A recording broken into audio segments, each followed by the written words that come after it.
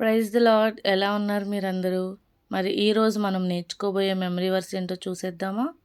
మత్తాయి సువార్త 7వ అధ్యాయము 7వ వచనం. అడుగుడి మీకు ఇయ్యబడును, వెదకుడి మీకు దొరకును, తట్టుడి మీకు తీయబడును. మనము చిన్నగా ఇలా కూడా నేర్చుకోవచ్చు. అడగండి మీకు ఇవ్వబడును. మనము దేవుని ప్రార్థించినప్పుడు ఆయన మనకు ఎలాంటి దాన్నైనా మనకి ఇస్తారనమాట.